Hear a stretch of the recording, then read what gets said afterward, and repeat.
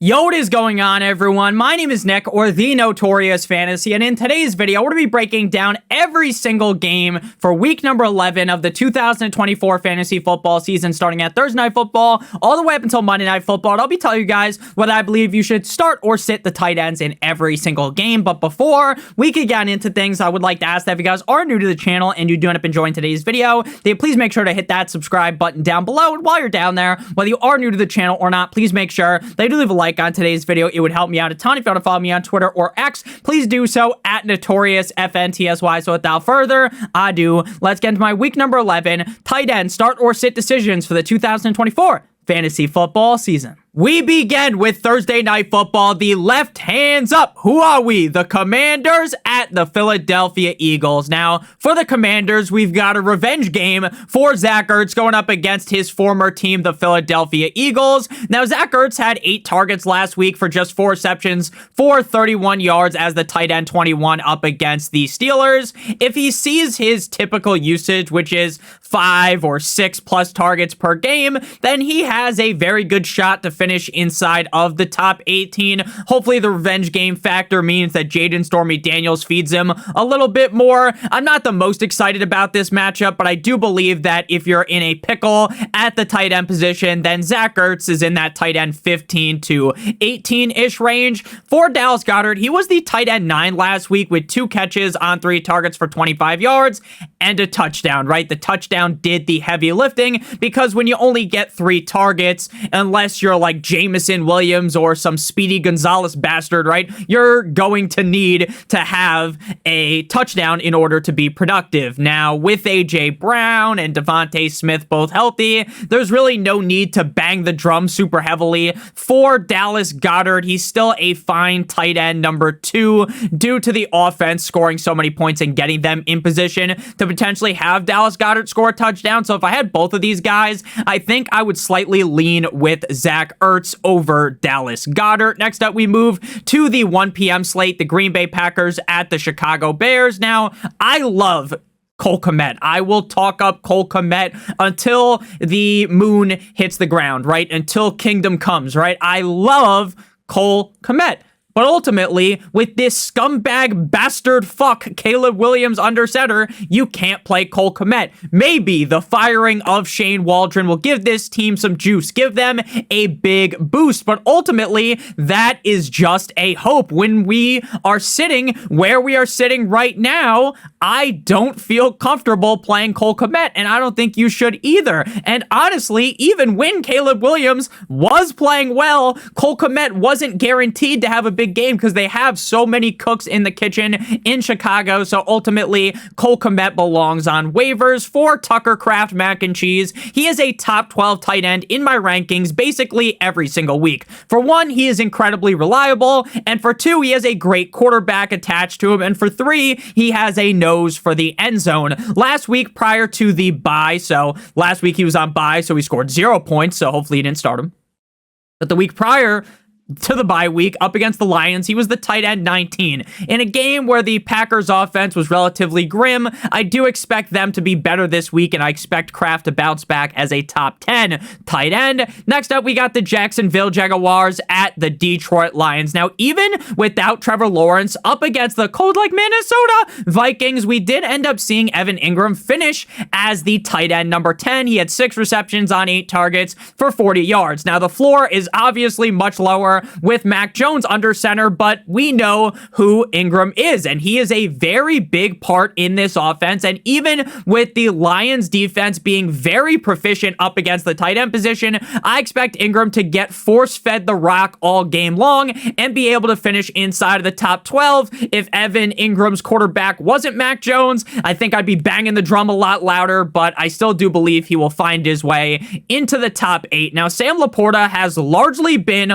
awful this season. Now, last game, he ended up scoring a touchdown on his 6 targets with 3 catches for 66 yards in his second best game of the year. And ultimately, while the floor is very low for Sam Laporta based on what we've seen this season, we know that Laporta has the skills to pay the bills. And if he gets the correct usage, he is basically guaranteed to blossom.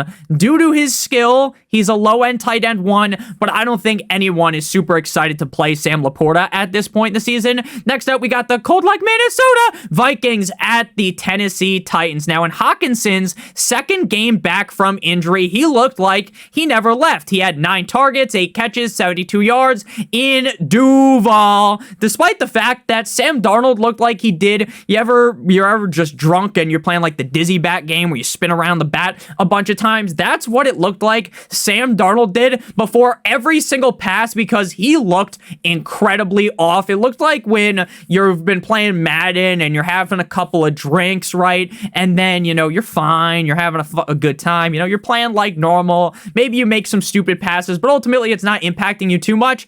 And then you drink one too many and you're out there looking like vintage fucking Jameis Winston in Tampa. That's what Sam Darnold looked like. But normally vintage Jameis in Tampa was at least throwing touchdowns. Sam Darnold did not do that. Now, Hawkinson only played 46% of the snaps, and I am assuming that is going to continue to increase. As the tight end number 5 last week, I do expect something similar here up against the Titans as a top 8-ish tight end. Now, even with Will Levis playing good for the first time in what felt like a quarter century for the Titans, Chig still couldn't do anything, right? Just 1 target, 1 catch for 14 yards. He hasn't scored over 10 points once this season, and while I do still deep down believe that Chig is a good enough tight end, I don't expect him to pull a rabbit out the hat this week and end up having a big game. Next up, we got the Las Vegas Raiders at the Miami Dolphins. Now, Brock Bowers has been one of the most consistent tight ends in fantasy football this season. Sure, there have been some rough patches of games, but unless you're George Kittle, that is going to happen, right? On the year, as a rookie, he has had 6 of 9 games inside of the top 6. His last game prior to the bye, he was the tight end 6 with 5 receptions on 8 targets for 45 yards and a touchdown. The Dolphins defense is actually very good at stopping tight ends for fantasy football. They're number 6th ranked in terms of stopping tight ends on a points per game basis. But, and this is a big but, shout out to Dua Lipa, I don't give a damn what the negative statistics say. Bowers is great. Bowers will be fed, and Bowers will be a top 4 tight end. The Dolphins are going to be up spanking that ass all night long, and the Raiders are going to have to throw a ton. So for Jonnu Smith, we kind of just know who he is at this point in the season. He's going to get his 5+ targets in most games, and will probably be a top 18 tight end. Now, is he going to be a weekly winner, like the reason why you win your week? More than likely, fuck no, baby, right? He has had 1 big game this season. Up against the Colts in Indianapolis, he was the tight end too. And I'll give him credit for that, where the credit is due. But ultimately, do I expect him to repeat that? No. He's going to get you 8 to 12 points most weeks. And the upside here is that, hey, the Dolphins smack the shit out of the Raiders and Jonnu finds the end zone. So he is in that high-end tight end 2 range for me. Next up, we got the Los Angeles Rams at the New England Deflatriots. Now, the Rams last week took the reins away from Kobe Parkinson as the tight end 1 on the Rams and instead transferred the powers over to Davis Allen. Now, he ended up having 5 receptions against my Dolphins on 6 targets for 34 yards. But when you have Kupp, when you have Nakua, when you have Kyren on the squad, I just really don't like his chances of finding the end zone. Thus, I can't really make a good argument to start him. For Hunter Henry with Drake May as the QB1, Hunter Henry is a solid high-end tight end 2 to low-end tight end 1 start. Last week went tits up for Henry, right? Just 1 catch on 4 targets for 14 yards, but he's usually a guy that gets at least 6 targets, and some of the times he's getting 6, 7, 8, 9 targets, right? So he typically finishes inside the top 12. The Rams defense is relatively bad at stopping the tight end position, so Henry's feels like a very reliable tight end 11 through 13-ish start. Next up, we got game number 7, the Cleveland Browns at the New Orleans Saints. Now, when it comes to the Chief, David Njoku, the fact that Jameis Winston is under center has heavily elevated David Njoku into being a top 12 level tight end on a week in, week out standpoint. Now, he's had 7 targets in back-to-back games, and over the last 3 weeks, he has had 2 top 7 finishes. The Saints defense doesn't really concern me history in terms of their ability to stop a tight end in its tracks, right, and have David Njoku shit the bed. So to me, he kind of just feels like a no-brainer top 6 tight end. For Taysom Hill, my take on him will be the exact same every single week. You go back to week 1, you watch week 10, whenever, I don't know if they've had their bye week yet, but maybe when they're on bye, I didn't talk about him. In every other video, I have said the exact same spiel when he is healthy. Taysom will have one of the highest of high ceilings at the tight end position, but he also has the lowest of low floors. You start him because you want to add that spark, that pizzazz to your team. And not because you think he's this super safe condom wrap tight end to your roster. Due to his upside alone, he is a low-end tight end 1 to high-end tight end 2 start. He's the only tight end that can throw the ball, catch the ball, and run the ball all in the same game. Again, that doesn't make him this wet dream, amazing start that you're just fucking fiending to start, but he's fine, okay? If you have to play him, you can play him. Next up, we got game number 8 here, the Indianapolis Colts at the New York Jumbo Jets. Now, we'll keep this short and simple. Kylen Granson is in a tight end room where they use 3 different tight ends for fantasy football, so it basically makes it impossible to play any of them. Neither of them, or none of the 3, have a strong lead over each other, so you're never going to play them. Now, Tyler Conklin has been straight ass. Shout out Blake Lively. As of recently, with Adams in town, there's only room for the 2 of us, right, or one of us, right, and his targets have dipped heavily, even in a wet dream spot against the Colts that get a train ran on them by tight ends weekly. I have zero interest in playing Tyler Conklin. Next up, we got a very exciting game, AFC North division rivalry matchup, the Baltimore Ravens at the Pittsburgh Steelers. But before we break down this game at the tight end position and the rest of the games on the slate, I would like to give you guys a quick word for our friends and our partner over at Underdog. If you're brand new to Underdog and sign up using promo code Notorious, you will get your free pick plus a first-time deposit offer of up to $1,000 in bonus cash tonight. That is Jalen Hurts higher than half of a total yard. You match that with one of the players playing on the Commanders or one of the players playing on Sunday or Monday, and if both of your picks hit, you will get 3 times what you enter into your pick'em. If you do multiple other picks, then the payout will be higher. They obviously all have to hit. If you're watching this, you're like, Nick, it's Friday. It's Saturday. It's Sunday. What happens now? If you use promo code Notorious, you will get either an NBA player higher than half a total point or a different NFL player higher than half a total yard. So make sure you guys check that out. Promo code Notorious on Underdog to get your free pick plus a first-time deposit offer of up to $1,000 in bonus cash. So back on into things. Steelers versus the Ravens in Pittsburgh in Heinz Field. It's no longer called Heinz Field, but we're still going to call it that, right? For the first 5 games of the season, if you had Ravens tight end Mark Andrews, you thought that you've been swindled, you've been bewildered, you've been led astray, run amok, right? Whatever Stephen A. Smith says in that famous clip, right? He had multiple games with goose eggs, 0 points, right? And he had 0 games with over 10 points. And then after week 6, we saw a seismic shift in the Ravens offense, right? This was a team early on. It's like they fucking forgot they had Mark Andrews. But as the season went along, they realized, oh, wow, you guys know that we have one of the best tight ends in the NFL on our team? And then they started to use him. It was kind of shocking, like why they waited so long. But it happened in that stretch of games recently. He has been a top 11 tight end in all games but 1 and a top 6 tight end in 3 of 5 games. Against the Steelers, I got him staying steady inside of the top 8. For Freiermuth, it's a lot different, right? You know you're playing Mark Andrews. You didn't even have to watch today's video.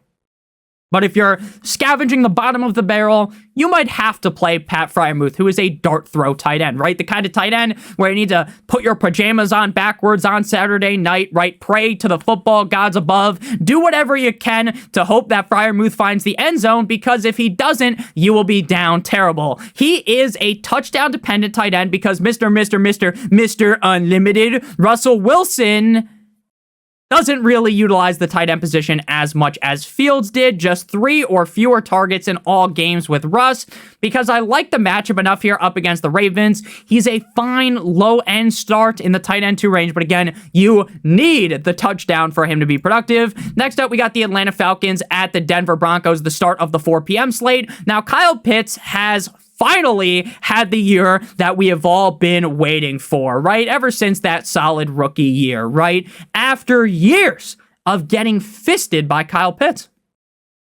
He's came through for us. Now, I wasn't on him every single year, but I was on him last year, got reamed in the ass, and I said, you know what? Fool me once, shame on me. Fool me twice, can't get fooled again. I'm back. Arthur Smith's gone. We're back. No more Desmond Ridder. And it's worked, right? The Broncos defense is actually pretty middle of the road up against tight ends in terms of points per game allowed. So with Pitts on fire this season, I expect him to stay hot like the Human Torch as a top 8 tight end. Now, Adam Troutman appears to have snagged the role as the tight end 1 on the team, but they also use Lucas Krull and Nate Adkins. So firing up any Denver tight end, even with how good Bo Nix looks, is just straight up dumb. Next up, we got the Seattle Seahawks at the San Francisco 49ers. Now, Noah Fant is dealing with a groin injury for the Seahawks and is not expected to play, which will give AJ Barner the keys to be the tight end number 1. But ultimately, that's like when you give the keys to the drunk guy and he drives home drunk, which you shouldn't do. And it could end terribly. Now, I guess that is kind of harsh, right? Maybe Barner's a better tight end than I give him credit for. Maybe you take offense to that joke that I just made. I hope you don't. But ultimately, AJ Barner, he's okay, right? But we already don't love Noah Fant, so we certainly are not going to be playing AJ Barner. For George Kittle, he did not practice yesterday with a hamstring injury, but the expectation from everything that I've read, based on what I've heard out of Kyle Shanahan, the horse's mouth, Kyle Shanahan said that Kittle seems like he's going to play. You know, it seems all good. It's all gravy in the Navy, right? Kittle has been a top 11 tight end in every single game this season. Like I said when we talked about Brock Bowers, the poster boy for consistency, which is funny because Kittle was never consistent, which is just funny, right? So he has scored a touchdown in 6 of 8 games, and when Kittle is in, you are very confident starting him, and I love him. He makes me happy. Shout out Simple Jack as a top 2 tight end. Next up, we got the Kansas City Chiefs at the Buffalo Bills. The game of the week. GOTW, the game of the week. When Travis Kelce plays for the Chiefs, you play him. This guy has been ripping defenses' hearts out like a fucking Mortal Kombat finisher over the last 3 weeks. And over his last 6 games, he has had 5 games inside of the top 5 and 4 games inside of the top 3 at the tight end position. 3 straight games with 12 or more targets. 12 targets. A lot of wide receivers don't get 12 targets, but Kelsey's getting 12 targets, right? Mrs. Swift will be cheering him along. The black magic's continuing to work with the Chiefs. All that black magic that Jiri was talking about before he fought Poetan. I really think the Chiefs actually have the black magic, and I don't think that Pereira has it, but if Pereira's using it, I'm all good because I've been a Pereira fan for a long time. So, you know, the one thing about the UFC that's so awesome, and this is very off topic, and I'm just going to talk for 2 seconds. If you don't like the UFC, that's okay. The UFC is cool because I just can pick a guy that I like, and they could actually win the fucking championship. It's crazy. I picked Pereira a while ago. I liked him. I've liked Conor for a long time. I like Michael Chandler. I like all these fighters. Sean Strickland, Sugar Sean O'Malley, right? And I picked these guys, and they actually fucking become something. Whereas except for Chandler, I guess, but all the other fucking guys, like the NFL, my Dolphins team sucks cock. I've been cheering on this team my whole life, and they suck. So that's the good thing about the UFC. You pick a team, or you pick a guy, and, you know, sometimes they end up actually being good. Very nice. So, and again, that's just the sad life you live when you're a fan of a shitty team. You can at least attach yourself to a UFC fighter. So with Kelce looking so good, right? And the 3 straight games with 12 or more targets against the Bills, I expect him to hit the fucking Scorpion Mortal Kombat, get over here, and finish as the tight end number 1. Dawson Knox one time, if you're with me. Basically, everything I have read points in the direction that Dalton Kincaid is going to miss this week with a knee injury, and that will open the door for Knox to become the starter. Now, if anyone has been following me for a long time, you know that I'm a Dawson Knox truther. I love this man. Pause, but but ultimately, he just hasn't looked as good over the last couple of years. So even if he gets 5+ targets, which I definitely think you can project him to get, I don't necessarily think he's going to have a huge game. If you have to play him due to injuries, there are definitely a lot worse options, but ultimately, I'm not going to sit here and bang the drum and pretend that I love starting him. Next up, we move to the Cincinnati Bengals at the Los Angeles Chargers on "Cause You Waited All Day for Sunday Night." We have seen an insane amount of targets for Mike Licky Gesicki over the last few weeks, mainly due to two reasons. For one, Eric Gall Jr., rookie tight end for the team, is hurt and done for the season. Sadly, press F to pay respects. And for two, T. Higgins has been out. Now, Higgins may play, he may not play. That's kind of felt like the thing we've talked about every single week, and he just never fucking plays. But maybe this is the week we see him, right? If he is in, Gesicki is still startable, but would be lower down my rankings. As of right now, I've got him in the high-end tight end 2 range due to how great this offense has looked with Joe Burrow, Joe Shiesty as of recently. Will Dissly has seen 6 or more targets in 3 of the last 4 games. With how he has played as of recent and with how the Chargers offense looks, trying to lean more onto the pass, I think Dissly is a fine dart throw tight end 2 bet on the week. Final game here. Monday Night Football. The Texans at the Cowboys in Jerry's World. Now, Dalton Schultz had his first top 12 game at the tight end position last week. Round of applause right against the Lions. Round of applause. But he didn't even score 10 fucking points. So what does that mean? Nothing. It doesn't mean nothing. 3 of 4 for 66 yards. 0 games on the season with over 10 points. And with Collins back, there is no need to believe Schultz gonna just have that great game now, right? He's been invisible. John Cena, you can't see me all season. Now he's gonna have a great game. Fuck no, baby. Jake Ferguson. Without Dak Prescott, Jake Ferguson is a desperation start at best. He was a guy that I was all excited about all offseason, and I was right. The boy was right. I said, oh my gosh. Oh my God. The fucking Mets song. I was saying, oh, it's time, baby. Let's go. It's Jake Ferguson season. He's going to absolutely beat out, the expectations. And he does it. He looks great. It's like, wow, Nick is right again, right? Now, I'm not right about everything, but that was one of the things I was right about. But now, without Dak Prescott, the dreams are dead. They are sleeping with the fishes, Luca Brasi style, right? Last week, Ferguson busted Krakatoa style, 4 receptions on 5 targets for 24 yards. Now, the upside is always there due to the fact that Ferguson's a skilled player. And, there is that slight chance that Cooper Rush figures it out. But as of right now, he's just a low-end tight end 2 desperation starts. Thank you guys all so much for watching. If you didn't enjoy, make sure you guys hit that subscribe button like it owes you some money. Hopefully, how Mike Tyson hits Jake Paul. But I have bet on Jake Paul by knockout. I hope that's not what happens. I hope Tyson flatlines the guy. But I think that's what's going to happen. Make sure you guys hit that subscribe button down below like it owes you some money. Leave a like on today's video. It would help me out a ton. If you want to follow me on Twitter or X, please do so at NotoriousFantasy. And make sure you guys check out Underdog. Promo code Notorious to get your free pick. Tonight, there's a party on the rooftop, top of the world. Tonight, Jalen Hurts, higher than half of a total yard, plus a first-time deposit offer of up to $1,000 in bonus cash. I love you guys more than you'll ever know. We got out of here in under 25 minutes, so very good for my standards. Normally, we ramble on. We did ramble on in today's video. So check out one of the videos on your screen if you haven't seen already. See you guys shortly. Live stream 7 p.m. Eastern Standard Time or 7:15 p.m. Eastern Standard Time, depending on when I start, for the live stream for tonight. Love you a long time. Have a great one. As always, goodbye.